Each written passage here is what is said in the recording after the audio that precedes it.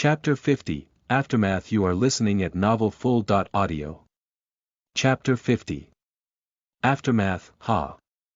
Followed by a great roar, a 6-foot long sword, which was seized from a Blackwater Serpent Clan senior magi, flashed across the air along with a beam of cold light, separating a gigantic tree trunk from its roots. Ji Hao leapt high in the air and threw a heavy punch onto the tree trunk. The over 200 feet tall tree slowly fell down. Tens of slaves rushed over, chopping all the branches off with axes and knives, and stripping off all of the tree bark. Then the 4-tusk mammoth, which waited on the side, rolled up the stripped tree trunk with its long snout, carried it to a mine hole under the cliff, and put it down in front of the entrance for later use. You have to produce another 2 multicolored flames in order to give the Butian Bulu magic spell to your parents. Ji Hao let out a sigh, wiped the sweat from his forehead, and waved the long sword towards another gigantic tree. Ji Hao has been wanting to give the Butian Bulu magic spell to his parents for over half a month. Ever since he gained all of Ji Zhao's senior Magus blood a couple of days ago, he wanted to give the magic spell to them even more. However, his plan fell through after listening to the mysterious man's words. To practice the Butian Bulu magic spell, required a multicolored flame, identical to the one in Ji Hao's lower abdomen, as a trigger. The mysterious man only had one spare multicolored flame, which was already given to Ji Hao. Unless Ji Hao could improve his practice on the Butian Bulu magic spell to the peak level and produce other multicolored flames with his own flame, he could never impart this powerful and magical spell to any other person. As for the mantra Dan with 9 secret words, which was created by Ji Hao in his previous life, it was completely different from all other kinds of magic sorceries that the Southern Wasteland Magi practiced in. Ji Hao had no idea about how to clearly explain the origination of the mantra Dan with 9 secret words to his parents. When he was a little boy, he tried to discuss the magical power of the mantra Dan with 9 secret words with Qing Fu. However, Qing Fu couldn't even understand the unity of heaven and human, which was the most basic theory of the mantra Dan. Therefore, he couldn't impart the mantra Dan with 9 secret words to his parents. The Southern Wasteland Magi and Magus priests had their own knowledge system and practice methods. So, I have to practice harder. To live well in this Southern Wasteland, I need to be stronger and more powerful, murmured Ji Hao in his mind. He couldn't improve the powers of Ji Xia and Qing Fu with his magic spells, instead, he could only improve himself as much as possible. Ji Zhao's senior Magus blood was absorbed by Ji Hao's body. A human head-sized sphere of senior Magi blood floated above the multicolored flame in Ji Hao's lower abdomen. Powerful beams of multicolored lights were continuously circulating in Ji Hao's body and improving his physical strength. Ji Hao suppressed the desire for advancement, keeping his bloodline's power from bursting out, and only concentrated on improving his physical strength. He took a deep breath and slowly triggered his internal power. A strand of extremely pure internal power circulated through the muscles and blood vessels in Ji Hao's arm and infused into the sword in his hand. Along with a sharp swishing sound, and blinding light flashed along the sword edge. Ji Hao held his breath and swung the sword. Another huge tree, which took 5 people to wrap their arms around it, was cut into 2. With only a slight kick from Ji Hao, the tree trunk slowly fell down with a creaky noise. Loud bird calls came from the sky. Tens of windstorm rocks, were flapping their wings and diving down from the sky. Standing on the backs of those windstorm rocks, were a squad of armed Fire Crow clan warriors. Hanging from their claws, were huge cages woven from vines, filled with young and strong slaves. Ji Ying, Ji Lang, and Ji Bao stood on the ground, waving and shouting towards those windstorm rocks, directing them towards the landing spots. Those gigantic birds gently put the cages down, then slowly landed on the ground. Another batch of Fire Crow clan warriors, who were waiting nearby, rushed over, ripped the cages open and drove the slaves out. A few especially strong and unruly slaves started yelling and tried to resist as soon they got out of the cages. Tens of long spears instantly hit their bodies, knocking them down onto the ground, whilst they ceaselessly struggled, trembled, and cried. Ho ho! Outside of the Cold Stream Valley, over 100 Fire Crow clan warriors were riding all kinds of contracted beasts and swept past the entrance of the valley. The troop leader held a long spear, with a 1-foot square flag tied on it, which fluttered in the wind. Painted on that flag was the totem of the Fire Crow clan's 3-legged golden fire crow. On both sides of the valley, over 200 feet tall walls were built. In contrast to the old wall, which was built with logs and mud days ago, these two new walls were built with gigantic stones, and lava was poured into the gaps between the stones, combining the stones into one. The defensive function of these two new walls were 10 times better than the old walls made of logs and mud. The walls were thickly dotted with Fire Crow clan warriors. By now, the number of elite warriors who were guarding the valley on the walls was over 3,000. Ting, ting. Metal striking sounds continuously sounded from one of the caves. A great flame spurted out of the cave, burning all of the plants within the circumference of hundreds of miles into ashes. A workshop was built in one of the caves by hundreds of Fire Crow clan warriors. Large amounts of metallic materials were transported to the Cold Stream Valley from nearby branch clans. In the workshop, Fire Crow clan craftsmen were busy forging all kinds of tools. Heavy swords and axes for lumbering, hammers and crooked chisels for opening mineshafts, as well as other tools in need. All of those tools were continuously forged during the past couple of days. In the past, Cold Stream Valley only had a few thousands old or weak slaves sent from the Springs Mountain. However, within these past couple of days, 30,000 strong slaves were sent to the valley from every nearby branch clan. Under the cliff on the north side of the valley, 20 mineshafts were opened in a line. Slaves were mining while loudly singing a work song.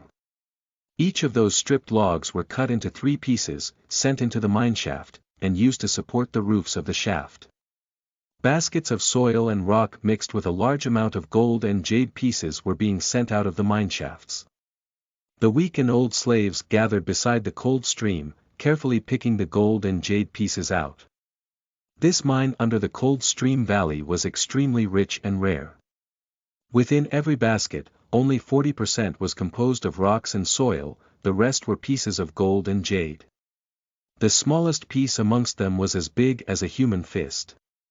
In past few days, 2 small mountains of gold and jade pieces were piled up in the Cold Stream Valley.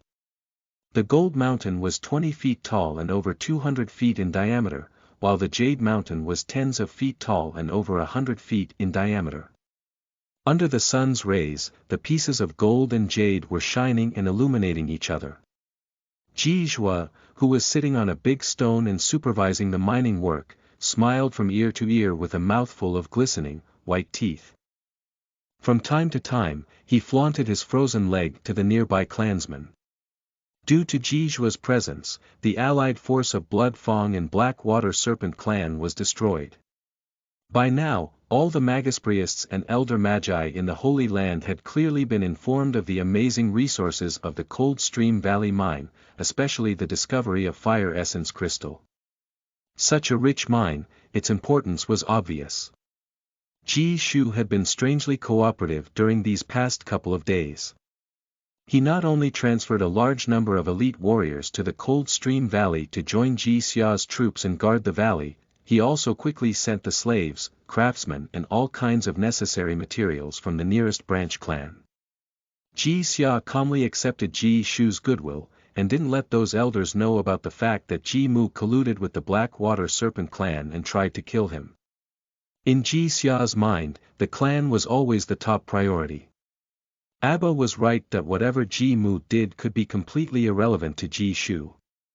We can never defeat Ji Shu by letting everyone know about what Ji Mu did.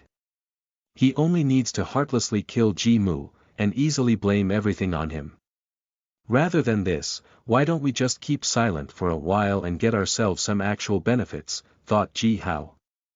Ji Hao gasped, turning around to look at the Cold Stream Valley. Presently, Cold Stream Valley was guarded by 20,000 elite warriors who came from every branch clan, and 10,000 slaves were working hard in the mines. This valley had already become the Fire Crow clan's most powerful stronghold. While smiling, Ji Hao swung the sword backwards, cutting another gigantic tree into two. Thousands of miles away, inside the deep jungle, Jiang Yao stood on the head of a bifong bird and slowly descended from the air. Her beautiful face was as twisted as a ghost. 1. Rock. Mythical bird of prey, that possesses enormous size and strength. Chapter 51, Collusion. You are listening at novelfull.audio. Chapter 51. Collusion. In a deep valley, a smelter around 10 feet in radius, was spewing a great flame. With a metal clattering like noise, a 3-meter tall, sturdy man, who was tied up by chains and shackles, was being dragged towards the smelter by 2 Jia clan warriors. Every time the man struggled, blinding lightning bolts flashed and darted out from the chains that wrapped around his body. Followed by an electricity-like sound, the powerful lightning struck the sturdy man's body, making his hair stand up and body twitch intensely. Monsters! You monsters! Fight against me like a real man. Do you dare? Do you even dare? The man roared in rage. He was so angry that he even went hysterical. I like this guy. A nearly 4-meter tall Jia clan warrior quickly walked over. He was wearing heavy armor, as solid as a fort, however, he didn't make any noticeable sound while walking. He raised a bull-horn-shaped heavy axe, neatly hit the back of the chained man's head, and knocked him unconscious.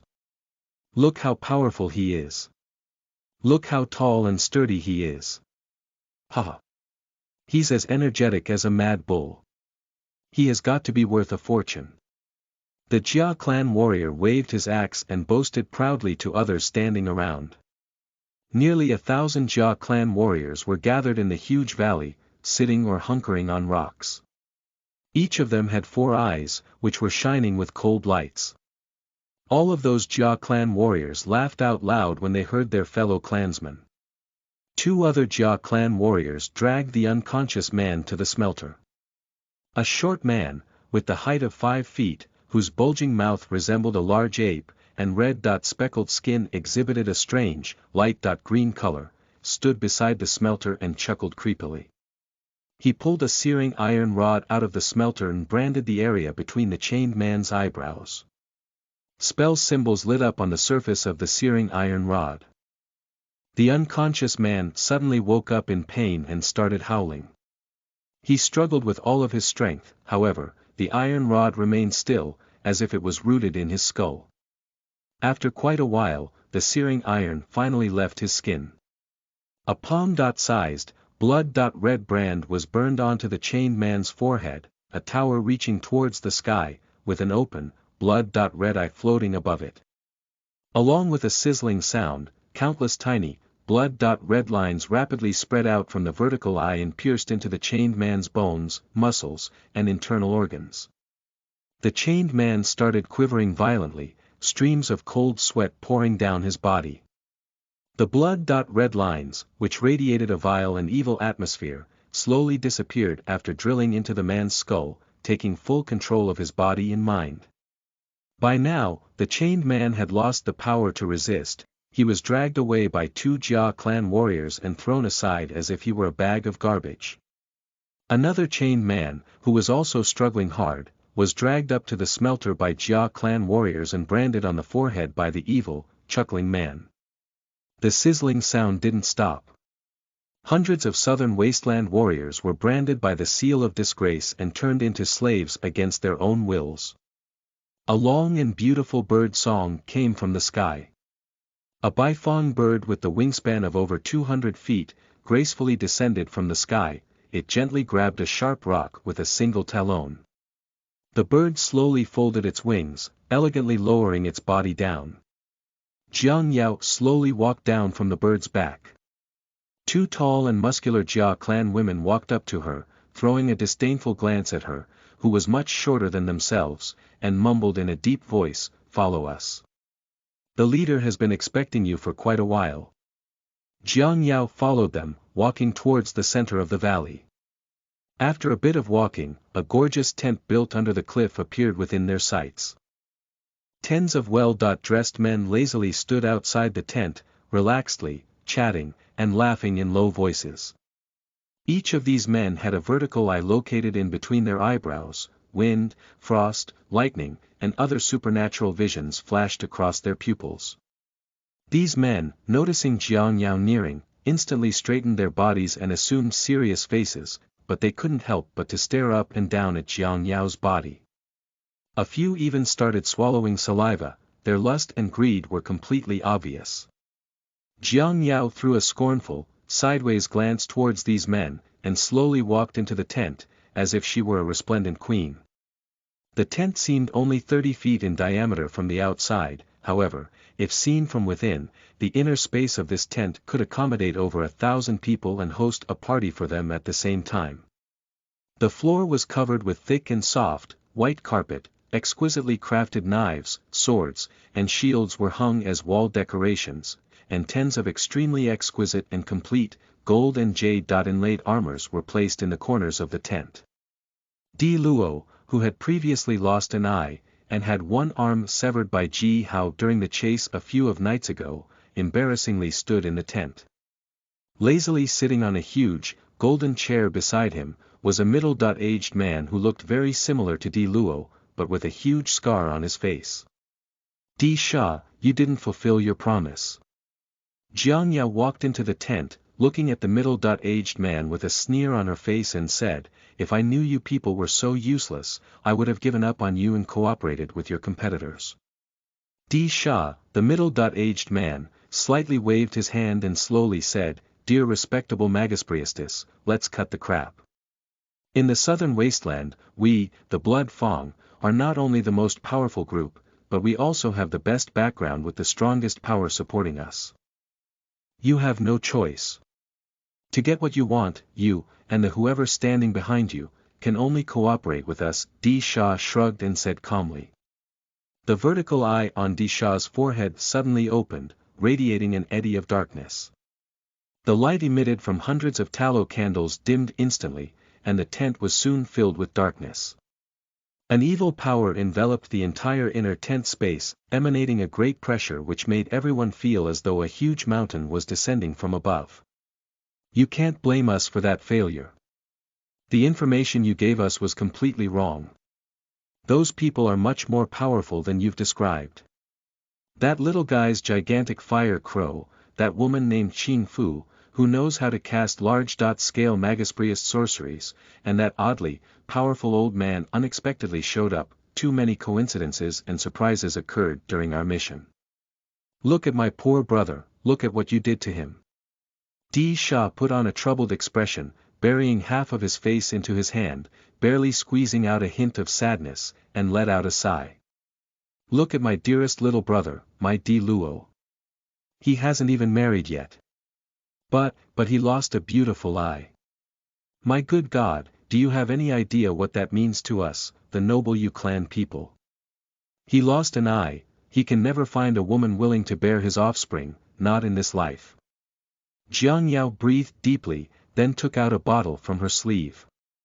The bottle was made of black jade and contained about an ounce of clear medicinal liquid, which emitted an extremely strange scent, a scent that seemed to be the combination of the thick smell of blood, a nice herbal aroma and the horrible stench of numerous types of poisonous insects. This strange scent slowly filled the entire tent. "This is the Wu Xian medicine, well, not the real legendary magical medicine though. This bottle was made by the most powerful Magus priest alchemist in the southern wasteland." Jiang Yao threw the bottle to Di Sha and blandly said, "Take this medicine, it will heal all kinds of wounds, no matter how serious it is." "Now, Di Sha, seriously," said Jiang Yao coldly, while staring at Di Sha, "apart from the things we did to show the others, as you promised me before, when can you get me the pure blood of Ji Xia and his son L.C. Chapter 52, First Encounter. You are listening at novelfull.audio. Chapter 52. First encounter, ha! Hot steam rose from Ji Hao's head, while his blood vessels swelled and bulged under his skin. Ji Hao leapt down from a gigantic tree, which reached towards the sky, and threw a heavy punch towards the carriage-sized head of a blood-eyed bear, which approached the level of a peak junior magus. The blood-eyed bear roared madly to the sky, swinging its tens of feet-long arms towards Ji Hao, which started 2 gusts of fierce winds. There were countless wild beasts living in the southern wasteland jungle. This blood-eyed bear was as powerful as a peak-level junior magus. To achieve this level, it must have experienced innumerable fights and bloodshed. One could never tell how many times it survived from grave danger. The bear sensed Ji Hao's power, which was not very strong. The bear felt that this tiny human here was just as weak as the prey that it had slaughtered and eaten thousands of times. Ji Hao breathed deeply and let out a great growl. At the same time, he tightened his arms. His power flowed through his tendons and muscles, even making a tweedle-dot-like noise. Followed by a loud bang, the paws of the blood-eyed bear were shattered by Ji Hao's punch. The bear howled in panic. In the next moment, Ji Hao lightly punched the bear's head, blowing its huge head open. Brain matter splashed everywhere. A pungent, blood odor slowly permeated through the jungle. Ho! Ji Hao shouted towards the sky. Multicolored lights flashed continuously through his muscles, blood, bones, and internal organs, like a river of light which flushed inside his body. A great heat emitted from the multicolored flame in his lower abdomen and spread to the other parts of his body. Ji Hao's physical strength was quickly and continuously improving. Normally, the physical strength of wild beasts is far greater than magi of the same level. The blood-eyed bear was an extremely powerful inhabitant in this jungle. However, this beast, which was many times stronger than a peak-level Fire Crow clan junior magus, was just now killed by Ji Hao with only his physical strength.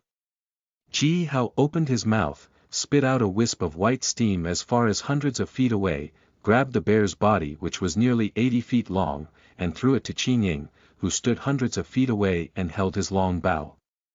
With a swishing sound, the bear's heavy body was sent flying towards Qin Ying, like a small mountain.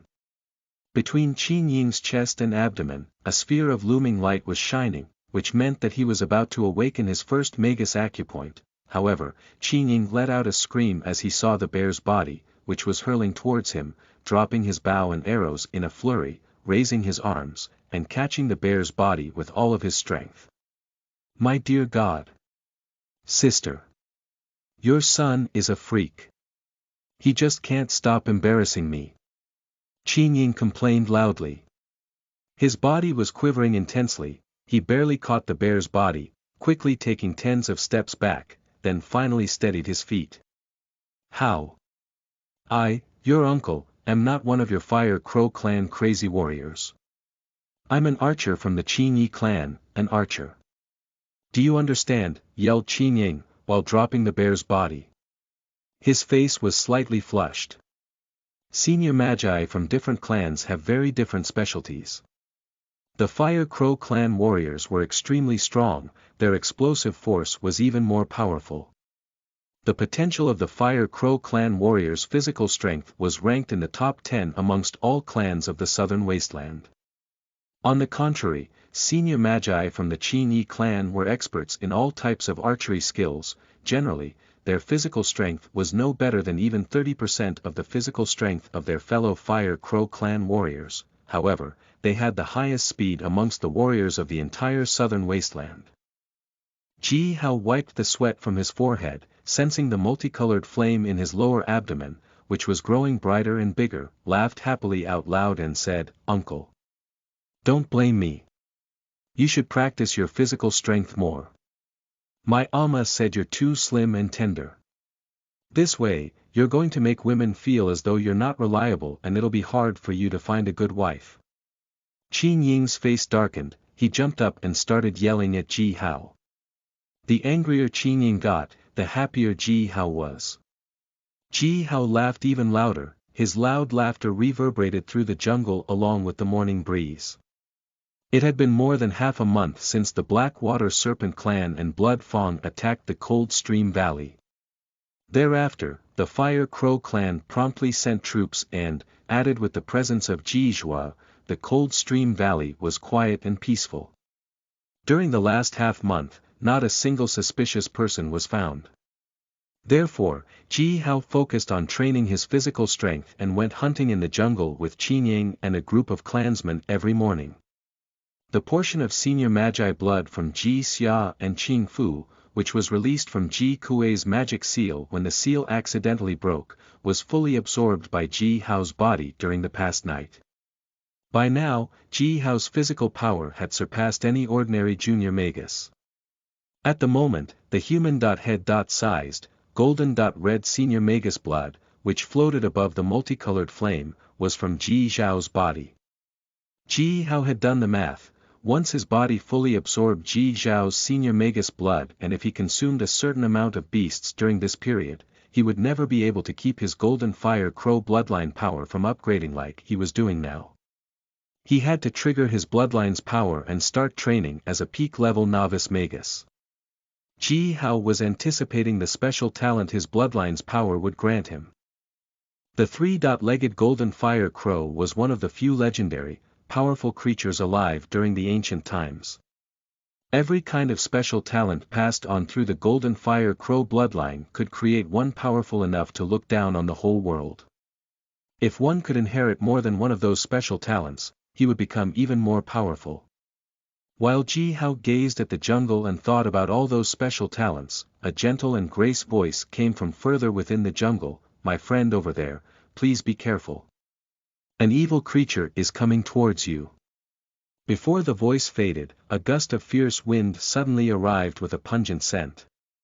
The black wind kicked up a countless amount of small stones and blew towards Ji Hao. Wisps of strange, green flames were attached to those stones.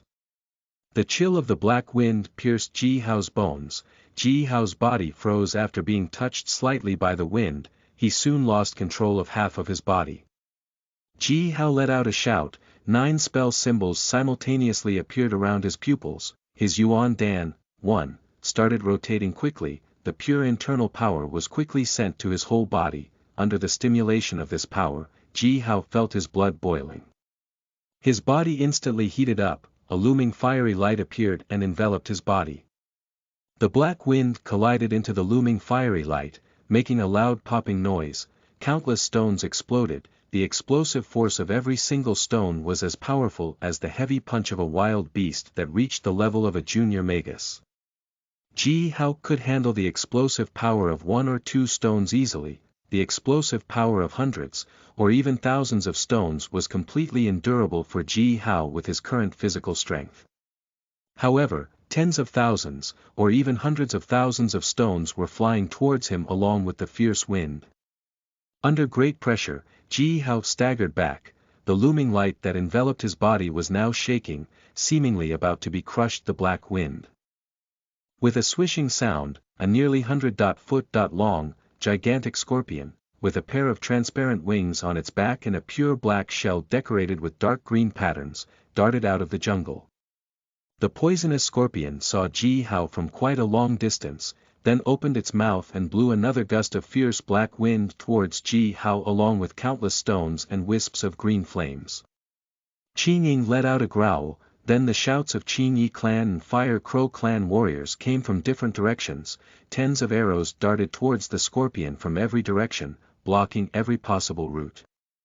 However, the scorpion moved extremely fast. Even the arrows of Qin Yi clan warriors couldn't stop it before it attacked Ji Hao. "Evil creature! How dare you hurt people again?" The gentle and graceful voice came again. Along with the voice, an over 10-foot tall young man, wearing a white long robe made of flax and hair hung loosely, flew out of the jungle with a gust of cool wind under his feet. The young man raised his hand, sending a beam of cyan light towards Ji Hao. The cyan light transformed into a round, light shield in front of Ji Hao, blocking the black wind, green fire, and stones from the scorpion. Following that, the young man swung his arm again. A huge gold cube rose from the ground into the sky, rotated in the air, and then heavily hit the head of the scorpion. Followed by a thundering crash, the golden cube smashed the scorpion's head, and even left a large pit tens of feet in radius on the ground. Ji Hao stared at the young man in shock and surprise. He was so excited that his hands were even trembling. The young man just controlled the power of nature with his own power, manipulating the great natural power which was hundreds of times stronger than his own power. The magic sorcery this young man just used was based on the same theory as the mantra Dan. Similar to Ji Hao, this young man was practicing controlling nature's power, which was vastly different from the southern wasteland sorceries. 1. Yuan Dan. Existing in Ji Hao's spiritual space in the form of a sphere, without a true form. It was condensed by his internal power, can be triggered, and release power under his will.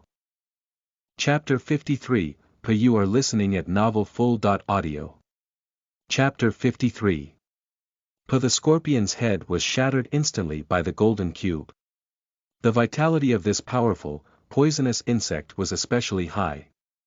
The scorpion's body still twitched, its long legs embedded into the ground, while slashing a few deep ditches in the ground.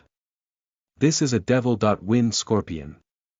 Generally, this kind of scorpion is around 10 feet long, and all of them are wild and hard to kill, said Ji Hao. He was squatting beside the scorpion, watching the sturdy young man neatly cut open the carapace, on its back, and continued, "This is the first time I saw such a huge devil-wind scorpion. It has become a spirit beast," said the young man. He opened the carapace on the scorpion's back, displaying the translucent, light silver-colored meat inside its body. "Don't waste it." Saliva gushed out of Ji Hao's mouth once he saw the meat. Ji Hao was beaten so hard by this scorpion with explosive stones that he couldn't even fight back, which meant that this scorpion must be as powerful as an ordinary senior magus, and its meat could largely improve Ji Hao's power. Its meat was a treasure to Ji Hao. Seeing that the young man was about to throw the meat away, Ji Hao leapt onto a tree and picked hundreds of foot-long leaves, then put them on the ground. The young man smiled, sliced the meat off and neatly placed them on those leaves. Qin Ying came over with a few warriors. Those warriors scattered around while staying alert. Only Qin Ying walked close to the huge scorpion curiously, pulling out a dagger out and heavily knocking on the scorpion carapace. The dagger ignited large amounts of fiery sparks against the scorpion carapace. Although Qin Ying's dagger was badly abraded, it failed to leave even a trace of a cut on the scorpion carapace. Such a hard carapace. It can be the perfect material to make armor. Must be indestructible, yelled Ji Hao. The sturdy young man laughed, nodded to Ji Hao, then gently said, "My young friend, I was careless just now and almost let this evil creature hurt you. Since you like this scorpion carapace, then let me make it into an armor for you as a gift, which will protect you in the future." While speaking and laughing, the young man cut open those long legs of the scorpion. 30.6 fist-sized, green, transparent beads rolled out of its legs. Blown by the morning wind, these beads flew into the air and started to rotate. "Wow!" Qin Ying exclaimed, "Can devil-wind scorpions grow these kind of beads inside their bodies? I've never seen something like this before. Even the most knowledgeable elder in the clan has never talked about this. These are scorpion-dragon beads. Ordinary devil-wind scorpions, no matter how big they are nothing but poisonous insects. They can't have these kind of beads inside their body for sure." The young man was picking those beads up and putting them in his sleeves. He smiled and said to Qin Ying, "However, this scorpion was different. It had become a spirit beast by absorbing nature's power, learned how to practice its own power, and pursued higher achievements. By doing so, it could produce these 30.6 beads." "What will do you with those beads?" asked Ji Hao curiously. The young man picked up the last bead and put it into his sleeve, then smiled and nodded to Ji Hao and said, "My name is Pa. I'm an ascetic traveler, traveling around the world. The southern wasteland is my last stop of this travel.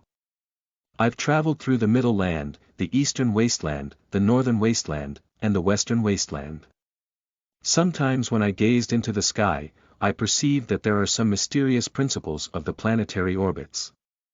Afterwards, I conceived an powerful, ancient, heavenly fighting strategy, called the primordial celestial life transformation art. Therefore, I thought I might be able to imitate the principles of the planetary orbits and create a treasure which requires 36,000 scorpion-dragon beads. This is the last 30.6 of them. I finally got them all. Ji Hao opened his mouth, but didn't say anything. He stared at Pa stunned.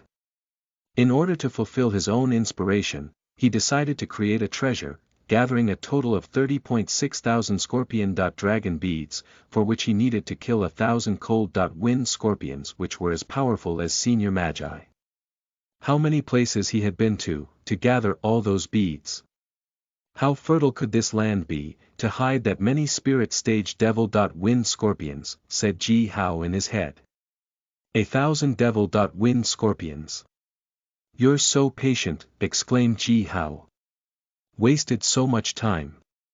Pa scratched his own head and smiled honestly. My teacher also said that I wasted too much time making treasures.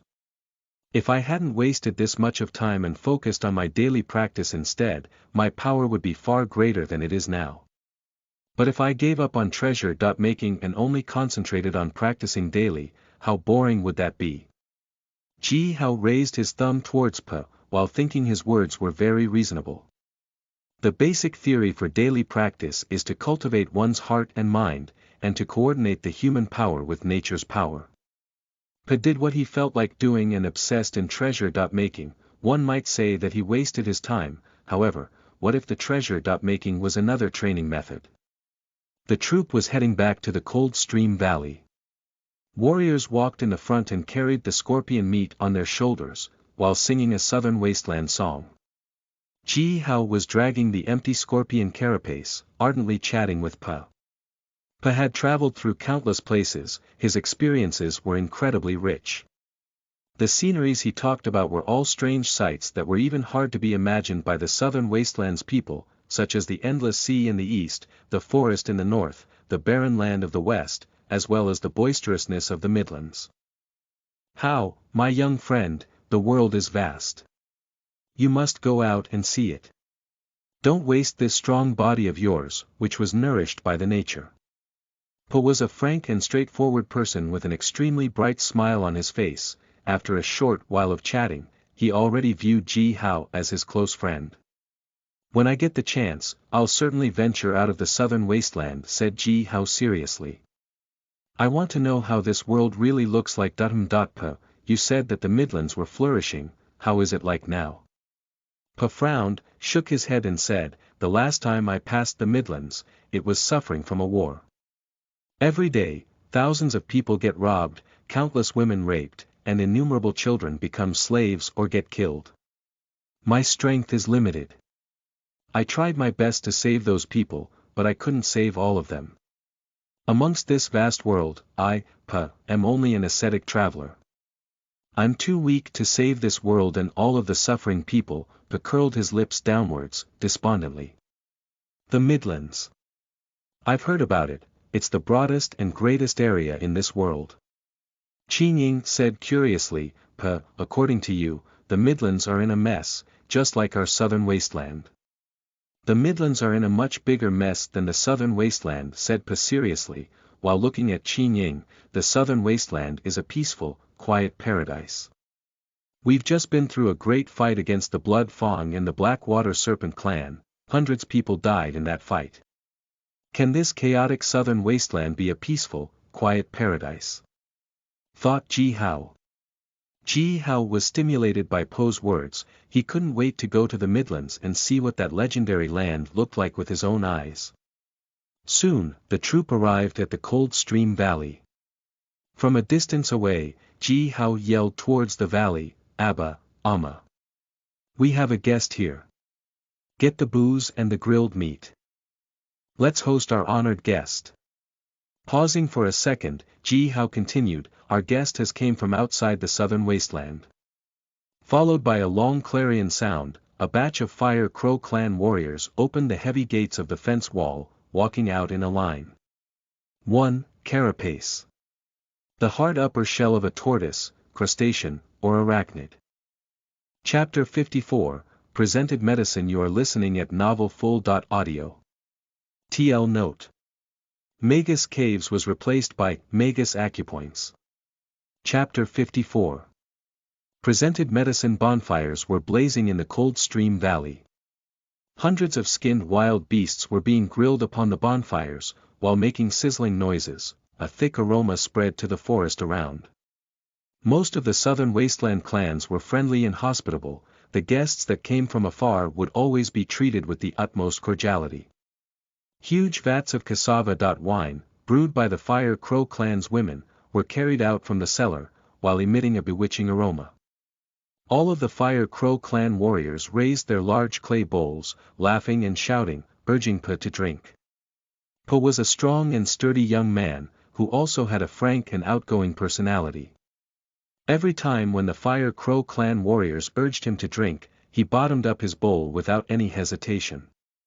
Frank men were most preferred by the southern wasteland warriors, therefore, Pa quickly gained the affection of all the presenting Fire Crow clan warriors, especially Chi Ning, Ji Ying, Ji Bao and Ji Lang, who were about the same age as Pa and curious about the world outside of the southern wasteland. They surrounded Pa, and asked him continuously about the outside world.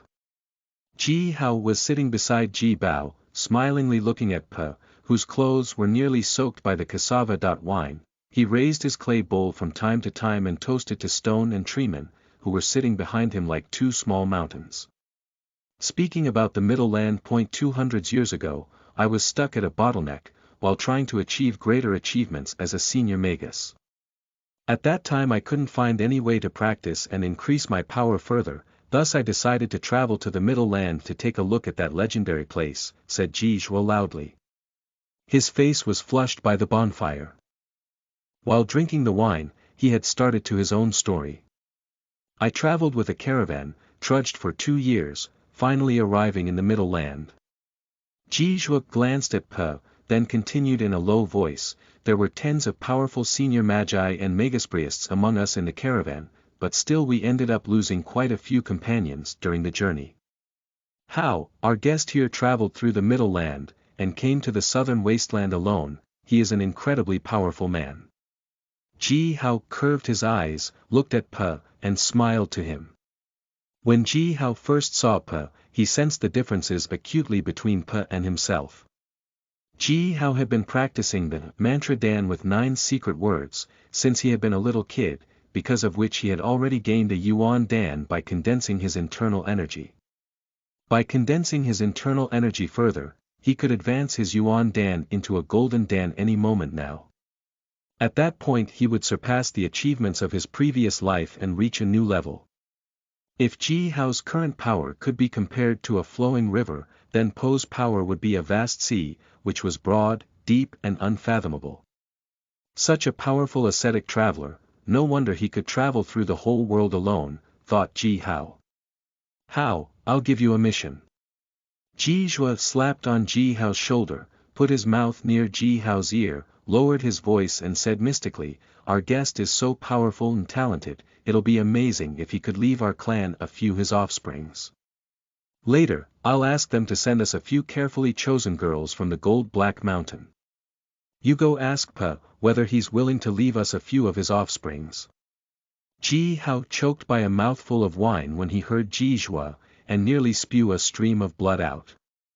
Just now, Pa had been arm wrestling with Qing Ying with his sleeve rolled up. Whoever lost the arm wrestling fight had to bottom up a bowl of a wine.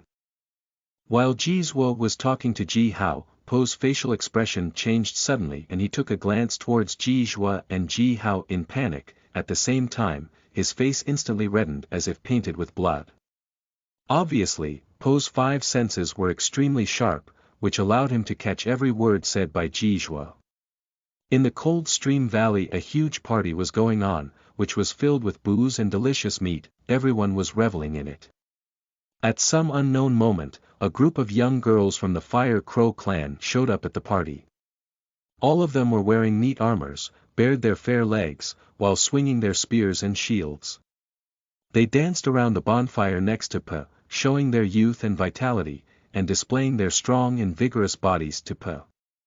Quite a few times, some of those girls danced near Pa passionately, and touched his unsophisticated face. Po's expression gradually became weird. He started to twist his body as if his butt was being grilled on a fire. After some time, he suddenly emitted a few groans, dropped his clay bowl and fell on the ground. While he breathed out wine fumes and snored like thunder, he fell into a deep sleep. Hao laughed out loud, pointed his finger at Pa and yelled, "Pa is drunk. Drunk. Ha! You should stop urging him to drink." While laughing, Ji Hao grabbed Pa from the ground, carried Pa on his shoulder and ran fast towards a row of cabins in the deep valley. "Oi, kid! If you don't like these sturdy girls of our Fire Crow clan, you can just tell me what type of girl you like. We also have delicate and pretty girls amongst our southern wasteland clans. I can get you whatever you like." Ji Zhuo rubbed his own neck regretfully, looked at the back of Ji Hao, and yelled suddenly out. Ji Hao chuckled when he heard Ji Zhuo, while Pa shook his body on Ji Hao's shoulder. "It scared the hell out of me. Fortunately, I've been through this kind of things in the north, east and west for many times, and gained some experiences," murmured Pa in a low voice. Hearing Pa talking to himself, Hao laughed even louder in happiness. The night was coming. Bonfires in the cold stream valley quietly dimmed. All of the wine and meat had been eaten by those warriors. The valley became quiet, only the metal clattering sounds, made by slaves who were still working in the mine, were reverberating through the valley. The sun traveled through the sky, slowly going down towards the west. Ji Hao sat side by side with Pa, on the highest cliff around the cold stream valley, looking at the vast and borderless primitive jungle, feeling the breeze blowing through his body and sensing the most subtle vibrations of nature's power. A strange yet beautiful glow was circulating around Po's body, a great, vigorous and boundless power was gushing out of his body through the glow, spreading to the surrounding areas. The power enveloped the entire area, illuminating all, both the powerful and weak creatures, 4,000 miles around. Ji Hao merged his own spiritual power into Po's spiritual power. Usually, Ji Hao's spiritual power could only spread to tens of miles away. The farther his spiritual power went, the weaker it would become, and the less information could Ji Hao get from it. However, with the support of Po's spiritual power, the spiritual power of Ji Hao was now traveling around thousands of miles around, as if it was a fish swimming in a vast sea. Through his own spiritual power, he was feeling the lightning and thunder, seeing flowers blooming and withering, sensing the flowing water, and the wind, which rolled the clouds over. Inexhaustible, profound and mysterious information about the power of the nature flushed into Ji Hao's mind. Suddenly, Ji Hao gained a deeper understanding of the nature's power. Po's spiritual power was like a key to Ji Hao, which seemingly opened a gate in Ji Hao's mind, guiding him to perceive this world. There is a huge differences between us, he's so much more powerful than me. Ji Hao was sensing every single subtle movement of the nature. In the meanwhile, he smiled bitterly and murmured in his head. The spiritual power, also called soul power or psychic power of Ji Hao could only extend tens of miles far. If he tried to envelop an entire area like Po was doing now, the area would only be miles in radius. However, Pa easily covered the mountains and jungle for thousands of miles around with his spiritual power. Po's spiritual power was over 10,000 times greater than Ji Hao's current spiritual power. Besides, Pa seemed very comfy at the moment, perhaps he was only using 10% of his power, or might be 1%, or even lesser. Pa was concentrating on his roaming mind. He suddenly laughed out and said, "How, my young friend? I've never thought that I'd meet someone as interesting as you during my journey. Since you've already sensed the nature's power, your future won't be limited to this southern wasteland for sure. There's a bigger world waiting for you. After I finish this trip, are you willing to leave the southern wasteland with me? My teacher is Yu, a Taoist priest. If you're interested, I would recommend you to my teacher, and you'll become his student. With his guidance, you can perceive the vast and mysterious power of the universe. you'll gain a great and endless contentment by doing so, said Pa. Before Ji Hao responded, Pa took out a fist-sized jade bottle and put it in Ji Hao's hand. I've noticed that both, your Abba and Amma, have injuries inside their bodies. Their Magus acupoints were broken by someone else with some evil sorcery, which is very harmful to them, continued Pa. Since we found each other amiable at the first glance, I should do this favor to you. This is 6 life-saving pills made by the brother of my teacher, which is capable of reversing life and death with the nature's power. This might make your Amma and Abba fully recover from their injuries. Ji Hao's heart started beating fast. Subconsciously, he seized the jade bottle. Pa, my brother. Thank you, thank you. Chapter 55, Medicine. You are listening at novelfull.audio. Chapter 55. Medicine. My mind flowing like a river, my body flying like a cloud, I'm coming and going, follow my heart, never stained by any dirt. Po was singing a simple and unsophisticated melody, leaving the cold stream valley and walking towards the south. The territories of the Fire Crow clan were in the northern side of the southern wasteland. Ji Hao couldn't even begin to imagine that there were countless mysterious and powerful creatures, as well as unlimited numbers of thriving and powerful clans, living in the southern parts.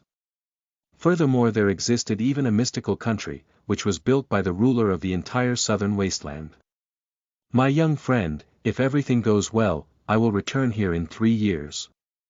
We found each other congenial when we first met. I assume that my master also will be glad to take you as his student, then you will be my junior fellow apprentice.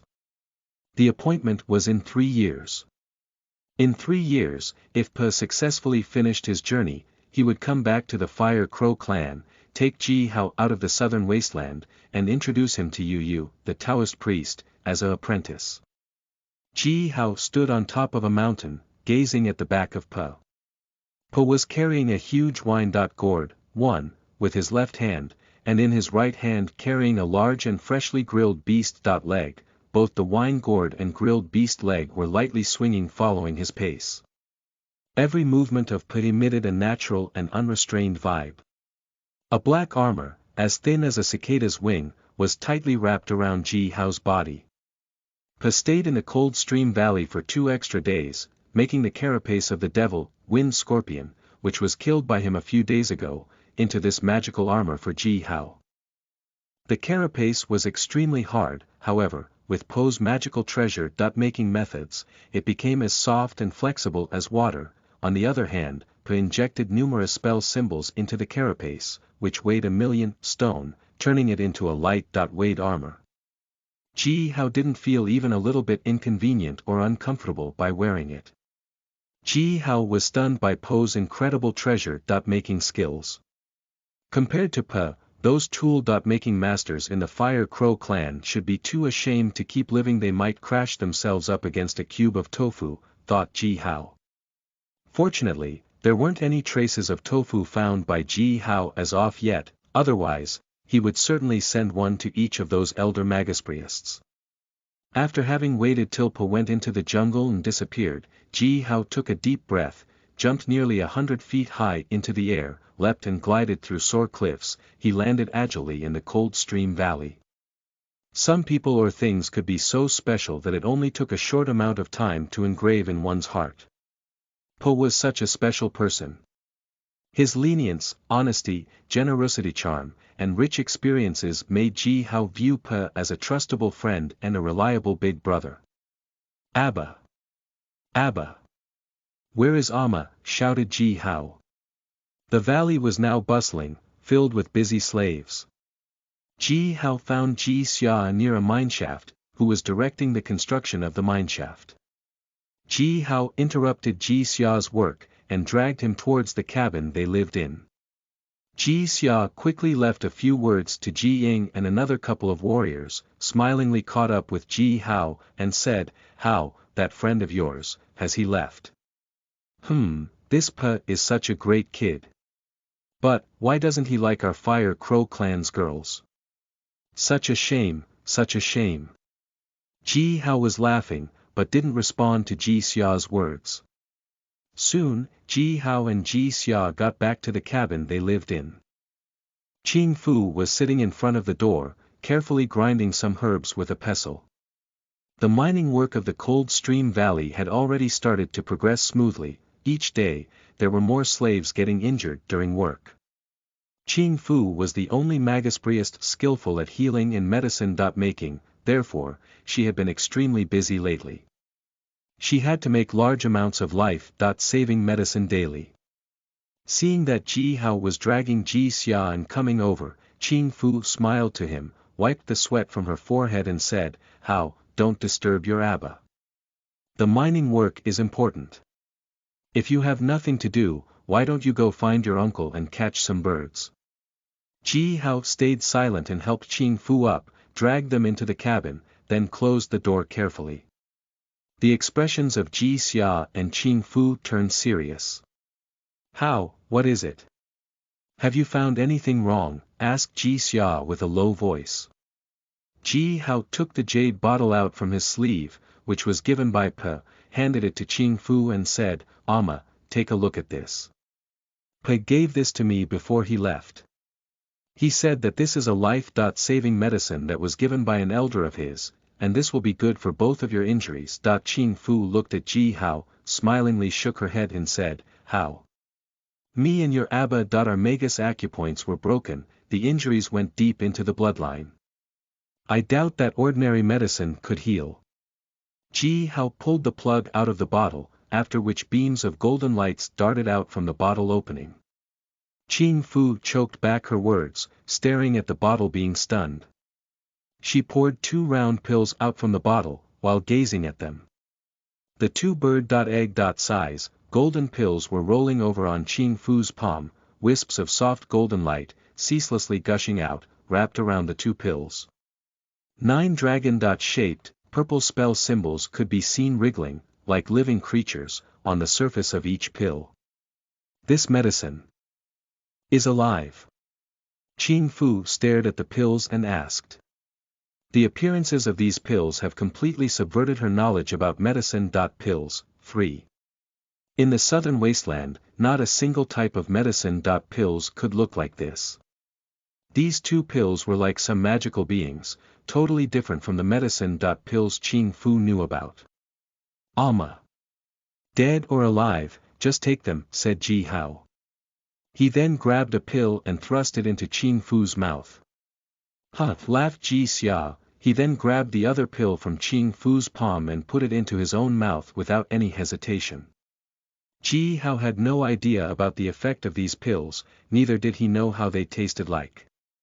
The only thing he noticed was that a layer of faint, golden purple mist suddenly gushed out of Qing Fu and Ji Xia's faces. The golden purple mist soon disappeared, then quickly reappeared, a phenomenon that repeated itself for 9 times. Afterwards, followed up by a sizzling sound, wisps of purple smoke puffed out from the heads of Ji Xia and Qing Fu, and condensed into a purple cloud above their heads, which was around 10 feet in radius. An odd glow started to sparkle on the skins of Ji Xia and Qing Fu, large amounts of black-colored blood began to seep out from their pores.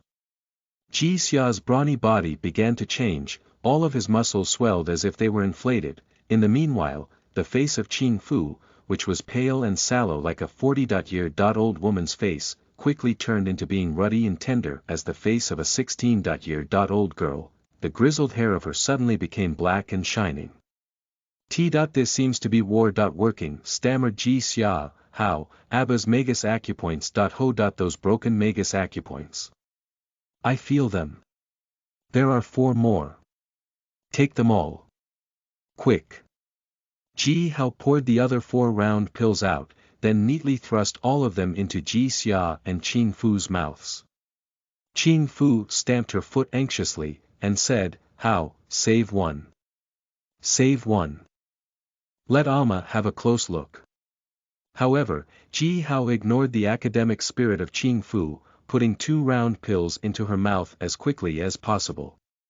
Qing Fu let out a muffled groan, stopped yelling at Ji Hao and fell on the ground. Similar to Ji Xia, her body started to quiver intensely.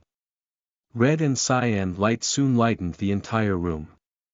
Ji Xia's body was now wrapped by a golden flame, while Qing Fu's body was coiled into a large green cocoon by countless vines which suddenly emerged out of nowhere. A while later, a sliver of the flame upon Ji Xia's head condensed into a three-legged fire crow.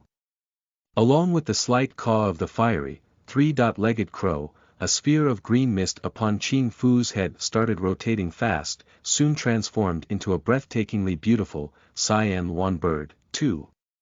Ji Hao laughed out loud. Since he had been a little kid, he often felt depressed by the injuries of his parents. Now, he felt an unprecedented joy, all of the haze in his heart had gone, not leaving even a trace. While laughing, Ji Hao sat down on the ground with his legs crossed, concentrating on the practice of the Bu Tian Bulu magic spell. The multicolored flame in his lower abdomen was a lot more active than usual, and started transforming the senior magi blood of Ji Xiao at a speed which was tens of times faster than yesterday.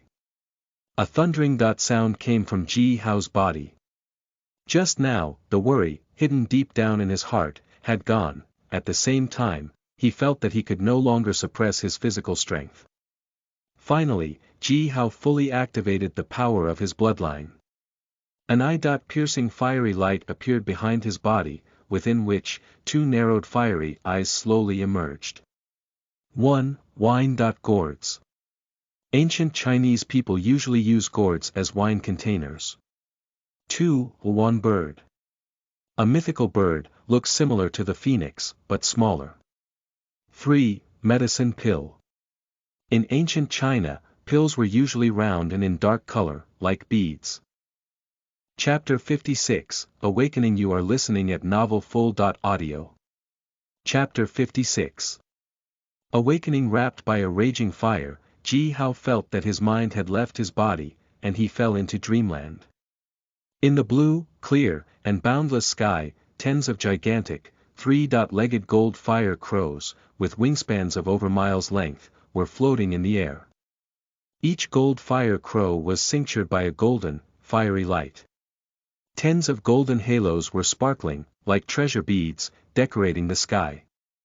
Laid under the blue sky, were lofty mountains, high ranges, and the vast primitive jungle, partly covered in mist. Over 10,000 of naked people, with shaggy hair and dirty faces, were standing on top of a mountain. In their raised arms they were holding a few bleeding prey high, desperately looking up at those gold fire crows, which were motionlessly floating in the air.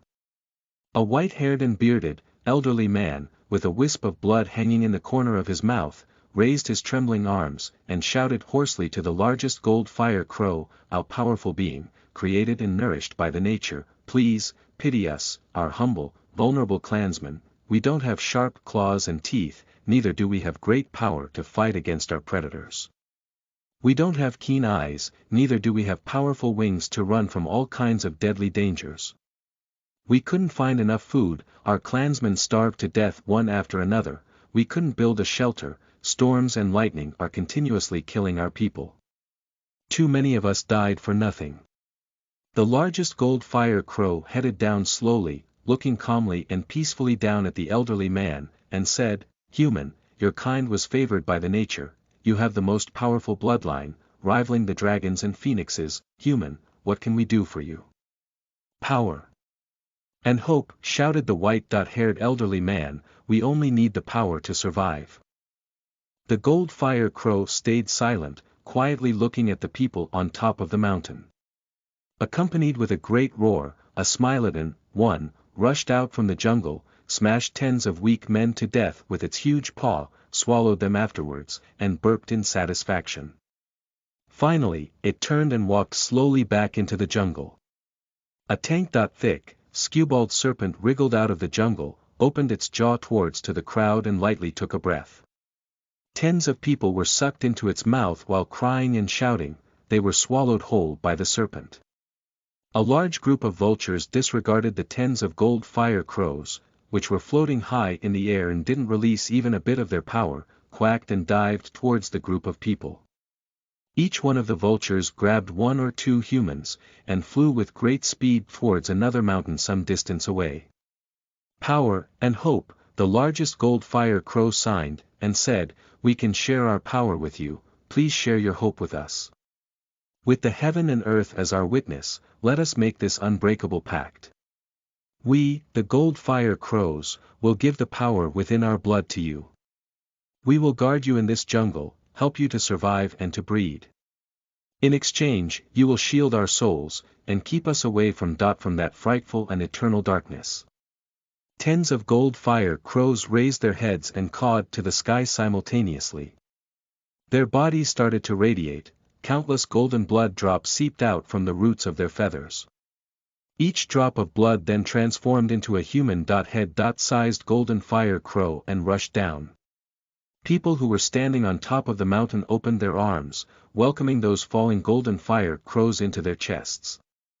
Those small, golden fire crows, which were transformed from blood drops, rapidly seeped into the chests of these people, turned into hot golden light streams, and flowed quickly around inside their bodies.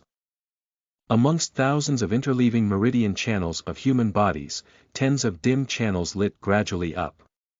Wisps of golden light streams ceaselessly seeped into those lit-up meridian channels, and set those channels ablaze with its great heat. Flushed by the golden light stream, bean-size Magus acupoints started to glow on those blazing channels. At first glance, inside each person's body, the tens of blazing meridian channels formed a totem, which looked similar to a three-legged gold fire crow. Soon, all the people on the mountaintop seemed to have been set ablaze. Their bodies were all wrapped by faint golden flames, which were growing more and more dazzling. On their skins, light spots emerged one after another. Flushed by the gold fire crow blood, their Magus acupoints were quickly awakening. Nourished by the blood of the first generation of gold fire crows, the Magus acupoints of these people became extremely powerful in the span of tens of breaths.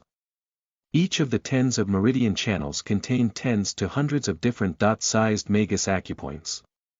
All of these Magus acupoints awoke at the same moment, spurted out roaring golden flames, which turned every person on the mountaintop into a golden, fiery man. A winged, black tiger rushed out of the jungle, going towards those frail humans as usual. However, those people, who would not utter even a slight sound when being killed and swallowed by it, all roared now out. A man, whose body just doubled in size and reached a length of 5 meters, rushed towards the black tiger with big steps and threw a heavy punch to the tiger's head. In the next moment, the tiger exploded into a cloud of blood mist and fire sparks. A stream of raging flame darted out from the man's fist, which was swinging in the air, sprayed to tens of miles away like a river of lava, and crashed against another mountain at some distance. The tens of thousands feet tall mountain blew up suddenly and melted by the stream of flames, leaving a huge lake of lava, with a hundreds of miles radius, on the ground. Power! Everyone on the mountaintop raised their arms high, let out thunderous shouts and cheered towards the gold fire crows floating in the sky. The largest gold fire crow calmly looked down at the people, who were submerged in ecstasy, and said, "Humans, listen. You have abandoned the infinite possibilities of your own bodies, and chose to inherit the power of us, the gold fire crows. Therefore, from now on, you shall call yourselves the offspring of us, the gold fire crows. You're going to build altars to consecrate us, send us your offerings on time, you shall praise the name of our gold fire crow's kind every day and night." The voice of the gold fire crow reverberated throughout the sky. Afterwards, wisps of gold and purple mist rose from the jungle and the air, drawing towards the tens of gold fire crows floating in the air. The gold fire crows opened their beaks happily, and breathed the golden and purple mist in. Their bodies started to grow bigger, and the light cincturing them became brighter. The glow emitted from their pupils became more and more profound, which made them look like gods, standing high above the masses, who could never be violated by anyone or any kind. The Fire Crow clan's people are not really the offspring of the gold fire crows. Our ancestors only gained drops of blood from the gold fire crows, awakened their meridian channels, and imitated the meridian channels of the gold fire crows. What they gained from the gold fire crows was only a practicing method of the gold fire crow's kind, murmured Ji Hao. Humankind is just humankind. The meridian channels contained in the human body are incalculable, while the gold fire crow body only contained tens of them.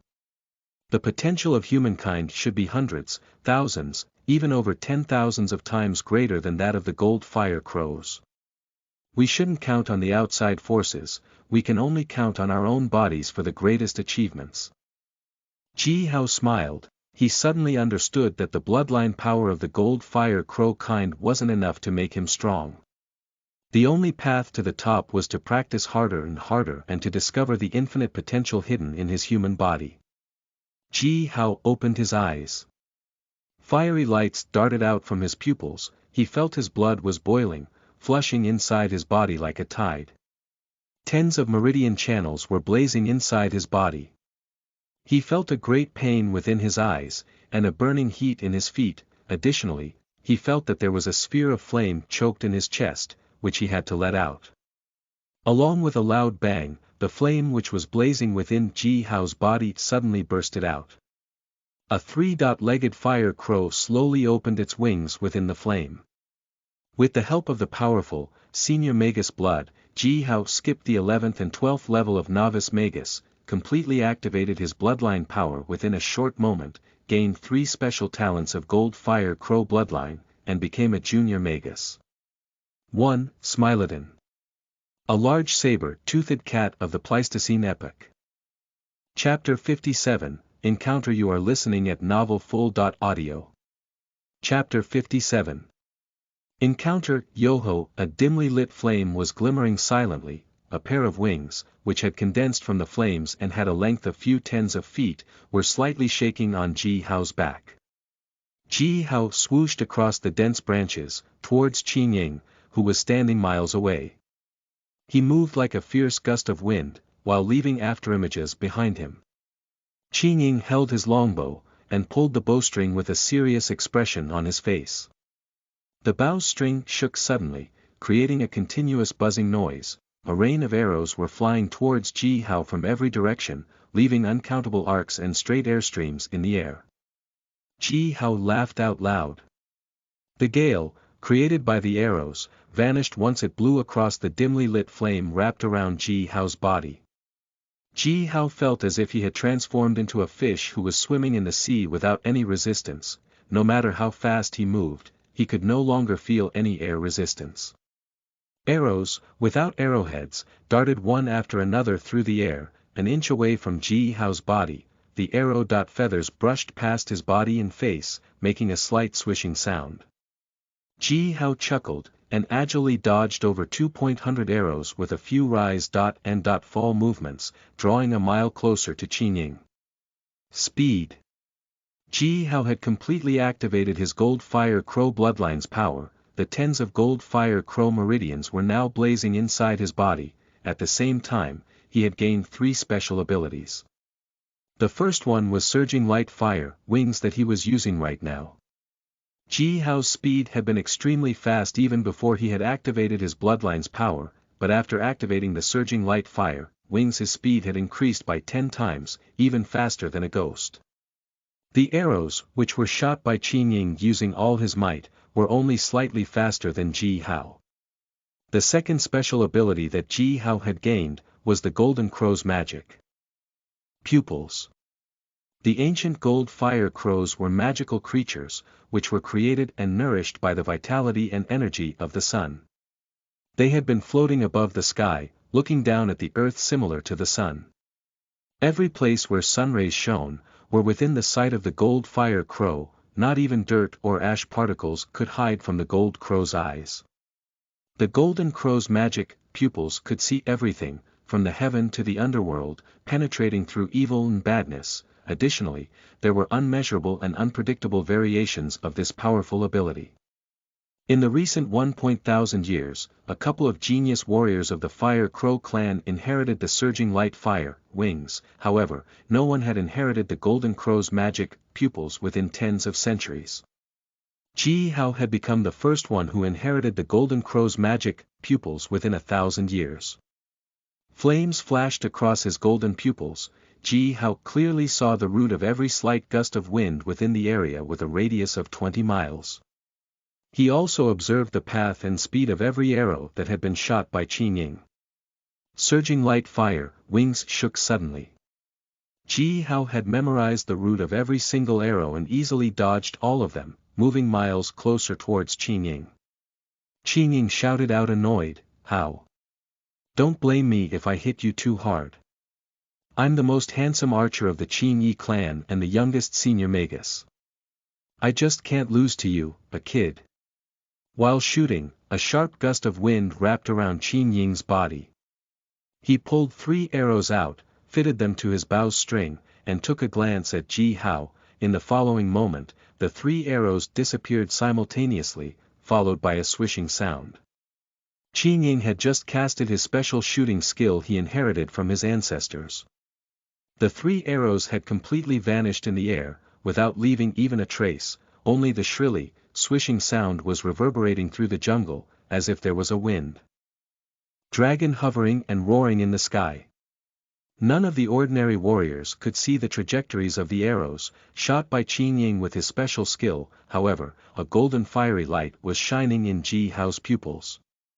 He clearly saw the 3 arrows, which were wrapped by 3 fist-thick, cyan gusts of wind, wriggling towards him like 3 wind serpents. Ji Hao flapped his fiery wings with all his power, instantly disappearing. Only a trace of shadow was left on the tip of a branch. In the next moment, Ji Hao reappeared 2 miles away, while evading the 3 arrows. By now, he was only hundreds of feet away from Qin Ying. "Dear uncle, take this." Ji Hao opened his mouth towards Qin Ying. A sphere of golden fire, which was hidden in his chest for quite a long while, had transformed into a fiery dragon and suddenly spurted out from his mouth. Once the fist-thick fiery dragon was spewed out by Ji Hao, it bursted into a huge flame, nearly 1,000 feet in radius, roaring towards Qin Ying. Qin Ying screamed out, grabbed his bow and leapt high into the air like an ape, finally landing lightly 7 miles away. While rotating, the flame spewed out by Ji Hao crashed against the hill Qin Ying was standing on. The thousands of feet tall hill suddenly turned into a large piece of cyan smoke and dissipated in the air. The great heat melted the rocks and metals, contained within the soil, into lava, that flowed everywhere. This was the 3rd special ability Ji Hao had gained from the Gold Fire Crow bloodline, the sphere of natal fire, condensed by the power and energy of his body, which could transform into a fiery dragon and burst out within a very short time period. The lethality of Ji Hao's natal fire was as powerful as the flame cast by a senior magus with his or her bloodline's power fully activated. With Ji Hao's current power, he could only cast the natal fire once, after which he would be exhausted. The name of this special talent was Breath of the Gold Crow. Though it couldn't be used often in daily fights, it could be his most power-hidden card for the purpose of saving his life or launching a sneak attack. Who could ever imagine that a kid who has just become a junior magus, could manage such a powerful and sudden attack? Qin Ying stood on a tree far away, gazing stunned at the mountain that had burned into ashes. Monster, Ji Xia is a big monster, and how, you're even a bigger monster than your Abba." After that Qin Ying shouted out in frustration towards the sky, "I, Qin Ying, am the most handsome archer of the Qin Yi clan and the most handsome senior magus in the history. No. How, I won't be able to go hunting with you from tomorrow on. If I don't awake my first magus acupoint and become a real senior magus within half a month, I'll chop my own head off and swallow it." Jumping and cursing for a while, Qin Ying carried his longbow and darted towards the cold stream valley. Obviously, Qin Ying was badly frustrated by Ji Hao's huge improvement. He probably won't come out again until he became a real senior magus. Anyway, there was only a slight push needed for Qin Ying to awaken his first magus acupoint. If he would concentrate on practicing for a few days, he could certainly upgrade to the genuine senior level. Ji Hao laughed loudly, with his arms crossed around his own chest. It felt quite good to kick the ass of this proud uncle of mine, thought Ji Hao. His resonating laughter resounded throughout the jungle. Ji Hao then waved towards Mr. Crow, which was hovering around in the sky, and dimmed his surging light fire wings, trod on those interleaving branches, and dashed towards the northern jungle. The most important thing about practicing on Butian Bulu magic spell was to eat a large amount of food and supply the energy to the multicolored flame. Ji Hao had just made a breakthrough and became a junior magus. At the moment he needed to eat as much as possible to replenish the power and energy of his body. There were too much work for Ji Xia to do in the cold stream valley.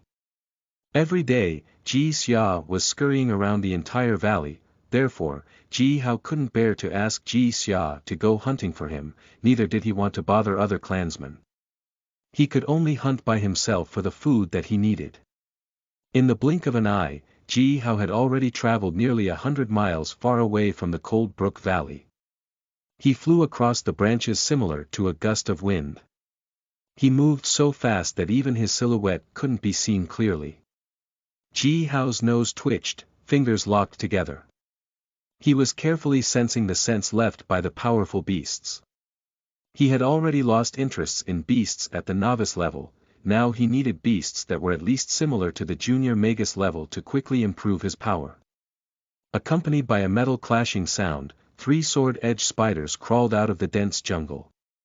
Tens of short, hideous, and ugly men, who were less than 5 foot tall and with odd speckles on their skins, were sitting on the backs of the 3 sword-edged spiders. As soon as they saw Ji Hao standing on a branch, they raised their bow-like weapons and aimed at Ji Hao. Followed by a few popping sounds, tens of fist-sized, round metal bullets, covered in thorns, were shot towards every vital part on Ji Hao's body. Ji Hao glanced at these odd-looking men in astonishment, then jumped down from the branch and landed on the ground. He pulled his long sword out and rushed towards these men at full speed. The 6 feet long sword, seized from the senior magus of the Black Water Serpent clan, created a beam of cold light and flashed across the air. The light could be seen going through, and the next moment the long legs of the 3 sword-edged spiders were all cut off. 5 odd-looking men coughed blood up and were sent flying whirling. Run! Run! Run! Fast! The rest of the ugly men shouted out, with their arms around their own heads, and fled into the jungle. Behind Ji Hao, tens of metal round bullets hit on a 3, penetrated the thick tree trunk, which took tens of people to hold their arm around it. Bang! The metal bullets exploded, countless metal thorns blasted the 3 into pieces, slowly falling on the ground. Chapter 58, Avoiding the Bait. You are listening at novelfull.audio. Chapter 58. Avoiding the Bait. Tens of ugly men, with speckled light green skin, were running madly in the jungle while cursing with high-pitched voices. From time to time, they turned their heads around and used crossbow-like weapons to shoot at Ji Hao. Fist-size metal bullets swished towards Ji Hao. Blasting out from those metal bullets were poison thorns, lightning, ice-cold air, or hurricanes. Each of those bullets' explosion shattered tens of towering ancient trees into pieces. However, all those bullets failed to harm even a hair on Ji Hao. A pair of red, fiery wings were slightly shaking on Ji Hao's back. He trod through the air and easily dodged all those bullets, leaving fragments of illusionary silhouettes behind. The jungle behind him became badly damaged because of the thunderous bangs of the metal bullets. Run! Run! Those ugly men screamed. While running, they sometimes lowered their bodies and ran with both their arms and legs, just like hyenas. This caused their speed to suddenly double. Nevertheless, Ji Hao followed them closely behind. It seemed that no matter how hard they were running, they could never escape Ji Hao. About an hour later, they saw a ray of sunlight in front of them. The jungle ended there, and the bright daylight poured down without any hindrances. Great rumbling of a waterfall that would even make one's heart shake could be heard. The dense watery mist rose high into the sunlight. The sunlight spread on the rolling watery mist, and brought up tens of small rainbows, which were shaking and transforming shapes along with the wind. An over 20 miles wide, rapidly flowing river split the jungle into two. In front of Ji Hao, the riverbed abruptly broke into a thousands of feet high cliff. The river was running down the cliff, forming a spectacular waterfall. How mysterious and unpredictable nature could be. Right above this magnificent waterfall, a lean, ancient banyan tree, the age of which couldn't be determined, had rooted on one side of the river, while its aerial roots had grown across the river and inserted firmly into the ground at the other side of the river. This strong, ancient banyan had grown into an arch bridge above this great river. Furthermore, naturally or artificially, tens of floating hills were tightly coiled around by the aerial roots of this huge banyan, which were so gigantic that took hundreds of people to wrap their arms around it. Those hills could no longer float around, instead, drifting above the waterfall. Amongst these hills, the smallest was only hundreds of feet in radius, while the largest one was nearly 7 miles in radius. Blown by the roaring wind, these hills were slightly swinging in the air. Countless aerial roots of the ancient banyan were dragged and straightened by those hills. Every time when the wind blew through those straight aerial roots, a beautiful, silvery, harp-like sound would be created. The tens of ugly men fled onto the bridge formed by the roots of the banyan, cursing and running towards the other side of the river. The last man turned around and threw 6 fist-sized, red, metal bullets in a row towards Ji Hao. The metal bullets bursted instantly up and turned the jungle into a sea of flame for miles around, swallowed innumerable towering trees, and cast a formidable blast wave transversely towards the waterfall, which caused a great wave to surge high into the air and brought tens of round rainbows up under the rays of the sun. Ji Hao walked fearlessly into the flame, with his body wrapped by an invisible power, twisting and dissipating all the nearest flame. A faint, fiery light circled around Ji Hao's body, which reverberated till 3 feet away from his body. Ji Hao walked effortlessly through the flames, stood on the edge of the jungle, and waved smilingly at the ugly men. "I'll see you later," said Ji Hao. Ji Hao paused for a second, laughed out loud, and continued, "Go tell to whoever sent you, if they want to draw me out, to better find a couple of young and pretty girls. Sending a bunch of stupid ugly things like you only made me sick." Those ugly men had already ran thousands of feet away on the ancient banyan tree trunks, were suddenly stunned when they heard Ji Hao. They turned around, looking at Ji Hao confused, and seemed clueless as what to do. This was not according to the plan. Why had Ji Hao stopped chasing them and returned to the edge of the forest? On the other side of the river, tens of Jia clan warriors, wearing heavy armors, rushed suddenly out of the jungle, while shouting towards Ji Hao discomfitingly. All of them were holding ropes, nets, and other heavy weapons. Some of the warriors with bad tempers even raised their weapons high and swung towards the jungle aside. Suddenly, hundreds of trees were uprooted into the air and destroyed by the violence of those Jia clan warriors.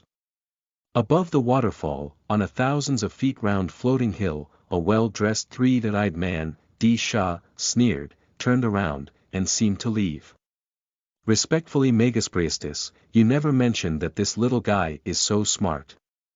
He isn't even like one of your Souther Wasteland boys. He may be as shrewd and crafty as some as his peers within our Yu clan," said Di Sha. "You have to raise the payment, or you can figure out how to draw the kid out of that damn valley by yourself." Jiang Yao was standing beside Di Sha, with her teeth gnashing, and growled, "Di Sha. You have this many people. I gave you that much of compensation. You. My dear respectful Magus Priestess, since we're old friends, you should understand my principle. The warriors of the Blood Fang do not belong to me, they belong to the Great Lord, who's supporting me, therefore, I would never risk their lives." Di Sha interrupted Jiang Yao's speech. "Di Luo was fooled by your good words, so he risked it once. We all saw what he got in return from that, lost an eyeball and an arm. His elder brother, 500 year older than him, would never do such a stupid thing," continued Di Sha. "Do you want me to forcefully attack a fortress within the Fire Crow clan's territory, which is guarded by 10,000 elite warriors and an old guy with a 3-legged fire crow? Am I that stupid? I'll never let my warriors die for that little personal enmity of yours. Di Sha smiled, then continued in a low voice, or, why don't you do it yourself? Only if you can kill that fire crow, flying overhead that kid, I can capture the kid alive. Jiang Yao frowned, thought for a while, then shook her head. Kill Mr. Crow. That was too hard. Fire Crow clan's fire crows had the highest speed among all kinds of fighting beasts, not even the Baifeng birds of the Baifeng clan could compete with them.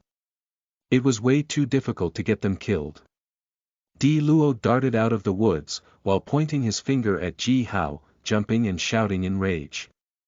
Boda, the eyeball and the arm he had lost had already grown back. More Jia clan warriors rushed out of the jungle along with thousands of black-skinned warriors. They leapt onto the ancient banyan, quickly approaching Ji Hao. However, they stopped quickly, because Mr. Crow had descended from the sky, grabbed Ji Hao's shoulder and brought him into the air. None of those Jia clan warriors had the power to fly, they could only glare at Ji Hao, their enemy who was floating in the air. Ji Hao laughed at Di Luo, who was cursing and shouting on the other side of the river, and said, Di Luo, right. Are you trying to deal with me with using such a poor little trick? Don't you feel that you're a little naive?